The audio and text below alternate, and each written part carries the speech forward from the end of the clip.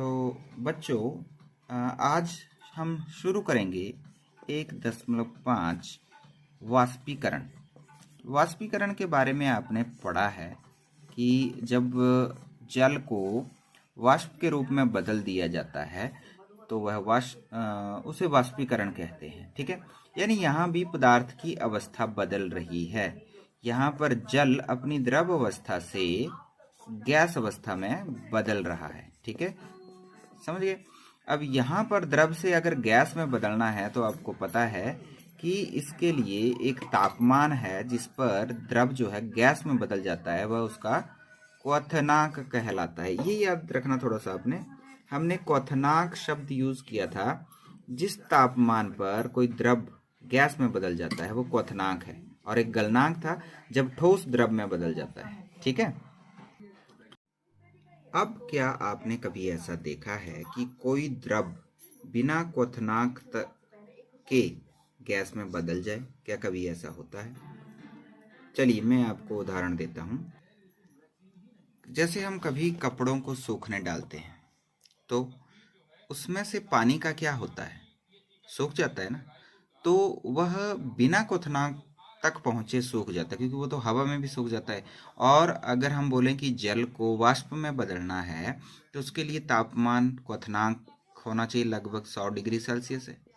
लेकिन जब कपड़े सूखने को डाले हैं हमने, तब तो 100 डिग्री सेल्सियस तो तापमान होता नहीं है। ठीक है, कई बार आपने देखा है कि कटोरी ऐसे रखी है, उसमें कुछ पानी है। ठीक है, तो वह पानी कुछ समय बाद सूख जाता है। या आप देखेंगे कि कहीं फर्श पर पानी गिरा हुआ है, फर्श के ऊपर पानी गिरा है थोड़ा। ठीक है, वो कुछ समय बाद सूख जाता है। तो ये कुछ ऐसी अवस्थाएं हैं जब जल बिना क्वथनांक तक पहुंचे ही वाष्प में बदल गया। तो जल का क्या हुआ?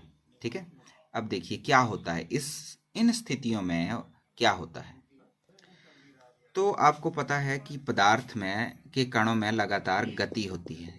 ठीक है, एक गति होती है, चाहे वो ठोस हो, द्रव हो, गैस हो, कणों में गति हमेशा रहेगी। ठीक है, कुछ में कम होगी, कुछ में ज्यादा होगी। इसी प्रकार जल के जो कण हैं, उसके ये कटोरी है, इसमें जल के कण हैं।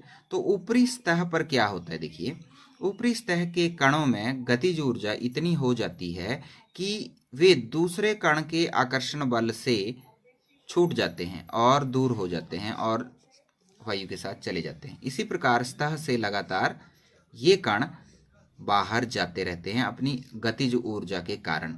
इनकी गतिज ऊर्जा जो सरफेस पर हैं, सतह पर हैं, वह कण अपनी गतिज ऊर्जा को बढ़ा लेते हैं। उनकी गतिज ऊर्जा बढ़ जाती है किसी कारण से, वो देखेंगे कैसे बढ़ती है।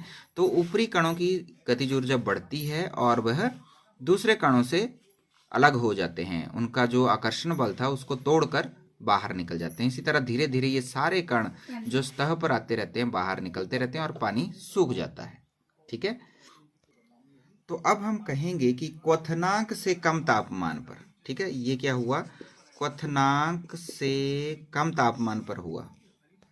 क्वथनांक से कम तापमान पर जब द्रव वाष्प में परिवर्तित हो जाता है, ठीक है, तो द्रव किस में बदल गया? वाष्प में। इस प्रक्रिया को हम कहेंगे वाष्पीकरण। ठीक है, समझ गए इस बात को?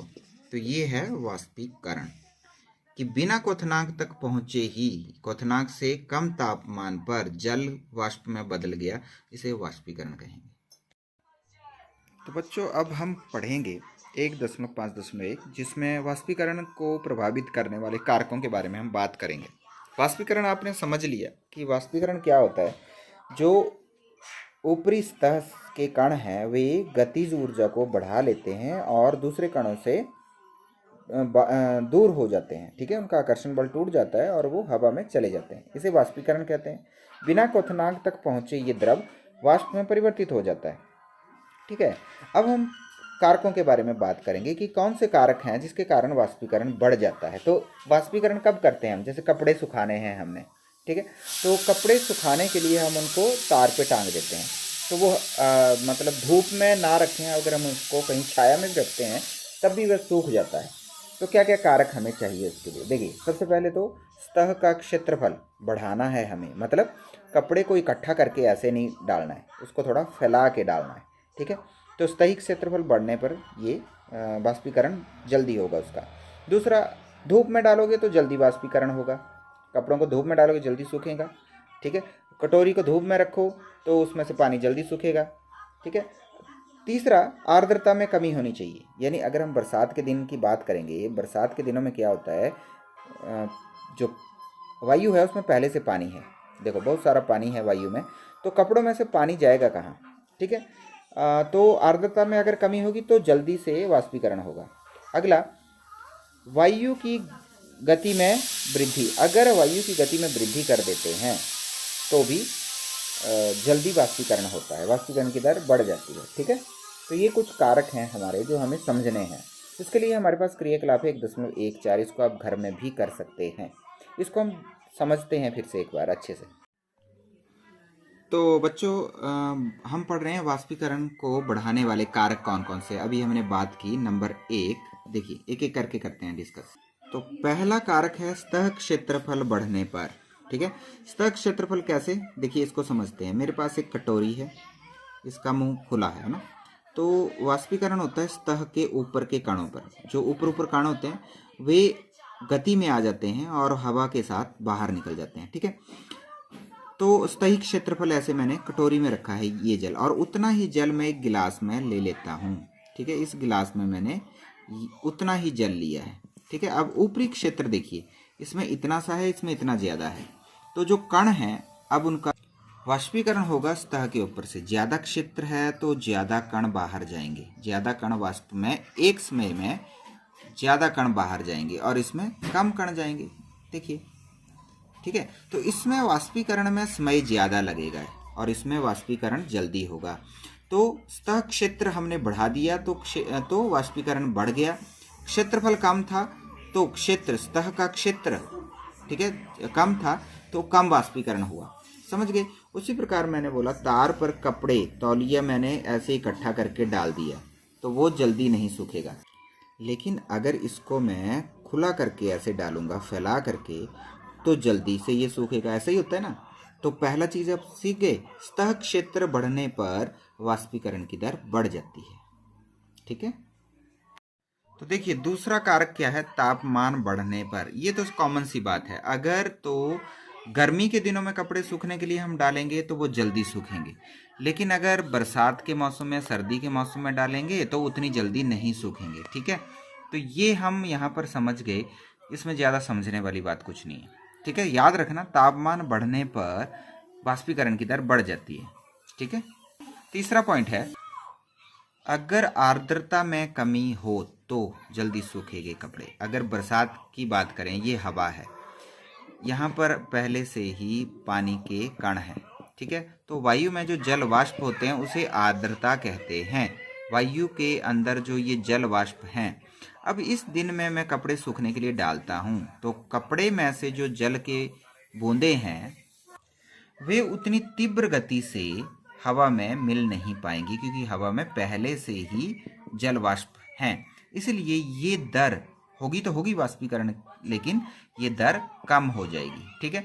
तो ऐसे समय में देखिए, ऐसे समय में आर्द्रता अगर ज़्यादा है तो कपड़े लेट सूखेंगे, लेकिन जब शुष्क दिन होते हैं, जब आर्द्रता कम होती है, बारिश का मौसम नहीं होता है, तो आर्द्रता कम होती है उस समय, इसलिए वाष्पीकरण तीव्र गति से हो जाता है। समझ गए इस बात को भी आप। आर्द्रता में कमी आने पर वाष्पीकरण की दर बढ़ जाती है। 3 कारक पढ़ लिए, सतह क्षेत्र बढ़ने पर, तापमान बढ़ने पर, आर्द्रता में कमी होने पर, और चौथा पॉइंट है वायु की गति में वृद्धि होने पर भी वाष्पीकरण की दर बढ़ जाती है। कैसे, देखते हैं। तो चौथा पॉइंट है वायु की गति में वृद्धि करने पर। देखिए कभी कभी हम ऐसे कपड़े होते हैं हमारे जो फेवरेट हैं, अगले दिन हमें कहीं जाना है, सुबह सुबह कहीं जाना है और रात को उन्हें धोना पड़ रहा है, तो एकदम कैसे सूखेंगे वो। तो क्या करेंगे, हम रात को उन्हें हम पंखे के सामने रख देंगे, ठीक है। पंखा चला देंगे, पंखे से हवा निकलेगी तीव्र गति से, और वो क्या करेगी, कपड़ों से होती हुई जब क्रॉस होगी तो वो तीव्र गति, मतलब इसमें वायु में गतिज ऊर्जा ज़्यादा है, गति में है ना वायु, तो अपनी गति के कारण ये कपड़े के जल के कणों को वो गति प्रदान करेगी, ठीक है, और उनकी गतिज ऊर्जा बढ़ा देगी, जिसके कारण वे ऊर्जा प्राप्त करेंगे और दूसरे कणों से दूर हो जाएंगे। तो इस प्रकार जब तीव्र गति होगी हवा में तो कपड़े जल्दी सूखेंगे, हवा में जल्दी सूख जाते हैं कपड़े, ठीक है। तो इस बात को भी समझ गए आप। तो ये चारों पॉइंट समझ आ गए। सतह क्षेत्र कैसे बढ़ने पर वाष्पीकरण की दर बढ़ जाती है, ये समझ आ गया। तापमान बढ़ने पर, ये तो कॉमन सी बात है। आर्द्रता में कैसे कमी होगी और कैसे वो वाष्पीकरण की दर बढ़ जाएगी, ये समझ आ गया आपको। वायु की गति बढ़ जाएगी तो वाष्पीकरण की दर बढ़ जाएगी। ये चारों पॉइंट याद रखने हैं। ये प्रश्न आता है आपको कि वाष्पीकरण की दर को बढ़ाने वाले कौन कौन से कारक हैं, तो ये चारों लिखने हैं आपने। कई बार 2 नंबर का प्रश्न है तो सिर्फ ये पॉइंट के नाम ही लिखने हैं, ज़्यादा कुछ नहीं लिखना है इसमें, ठीक है। अगले टॉपिक पर चलते हैं। अगला टॉपिक हमारा है